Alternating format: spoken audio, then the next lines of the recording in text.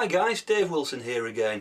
Now, if you're going to be taking the backs off expensive high-end watches, then you really ought to be doing it with some decent quality tools. So that's what I'm going to show you today. Come with me, let's take a look at it. So today we're looking at the Horotec Swiss-made case back opener or case wrench. And as you can see here, it comes nicely presented in a full colour box, so it makes a great present if you've got a friend who's into watches. So let's open it up and see what's inside. Firstly, you've got this nice cloth, which is a great little addition. Really nice little polishing cloth there for when you're finished up. In the fitted foam insert, we've got the wrench itself and the two little pegs which go into the end. We'll show you those in a minute. So let's take it out. And here you can get an idea of the size of it. It's 7.5 inches long, or about 19 centimetres. So it's a nice good size. It fits very comfortably in your hand, as you can see here. The whole thing is very solid and heavy, and it's very sturdy. It's complete metal construction all the way along.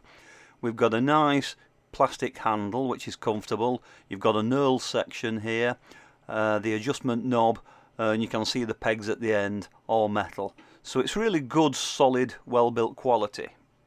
Now this wrench comes with two studs or pegs, whatever you want to call them, and these have got tiny square tips.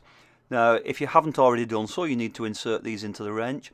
Important that you put them in the right way around. You want the curved section to be on the inside. They slot in, they're very tight and firm fitting, so they're not going to work loose. So make sure that they're in, fitted properly with the curved section on the inside. Once you've installed the pegs, you can leave them in situ because it will fit in the box quite happily with the pegs in place. Now you can adjust the distance between the pegs in order to accommodate different diameters of watches. Use the thumb screw at the back to rotate left or right to adjust it in or out. The jaws are adjustable from 18 to 65 millimeters, so you can accommodate most watch diameters with this. I lent the tool to a friend of mine who collects high-end watches, and something that he commented on was the very fine pitch of the screw thread, and this allows for very fine, smooth adjustment. He also commented that the jaws are very sturdy and there's no play or wobble at the tips. The whole thing is very solidly made, and he repeatedly commented how comfortable it was to use as well. So just a few thoughts there for you. So let's show you how to use it. To demonstrate it, I've got two watches here to show you.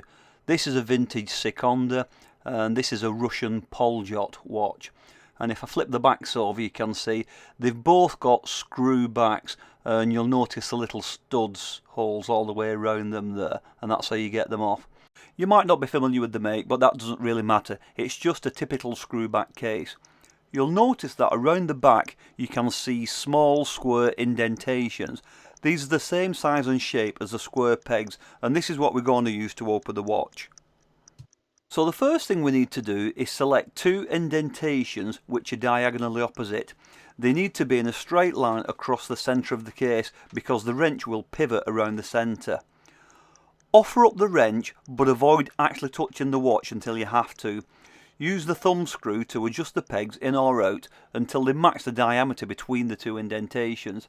Then when you're happy it will fit, place the wrench in contact with the watch back, ensuring that the studs locate precisely into the matching indentations. Apply light downward pressure towards the watch and slowly rotate the wrench anti-clockwise. Ensure that you keep it parallel to the watch and rotating it around the centre of the watch back. Now just a little tip, remember you don't need to use the wrench to fully remove the case back, you only need to overcome the resistance. Once you've loosened the back, remove the wrench, put it to one side, and you can continue to unscrew the back either with your fingers or with a friction ball. This way you minimise the contact between the wrench and the watch, and therefore you minimise the risk of any scratches or marks on the watch. So just a little safety tip there. To replace the back is exactly the same, just watch out for these little keyways. This fits in with a little key at the top. Hopefully you can see that there, it fits into an indentation. So just watch out for that if you're using these kind of screw backs. Bezel pops back on, screw it up, finger tight, and then once you feel the resistance, just use the spanner to just put that last little bit of tightness in it. Don't overdo it. Remember, the watch might have a rubber waterproof seal on the back, so you don't want to damage that, so go gently. Now, just a little tip for you guys. If you find that you're struggling and it's slipping off, which of course you don't want to do as it might scratch the watch obviously, remember it needs to swivel around the centre of the watch. So if you're holding it down here, don't try and twist it all the way with your wrist, okay, because you're going to be pulling it off.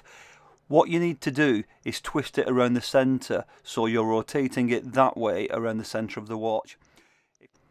You shouldn't need a great deal of force to open a watch back, but what's important is that you're keeping it straight and rotating it properly so that you don't slip. Finally, keep a check on the condition of your pegs. They should last for years, but if they ever become bent or worn, they may start to slip. So, if so, replace them. Horotec make a variety of different shaped pegs for different makes of watches, so don't try to put a square peg into a round hole, as they say. Just get in touch with Eternal Tools and they'll be able to sort you out with the appropriate tool for the watch you're working on. So, all in all, a solid, well-made, Swiss quality wrench.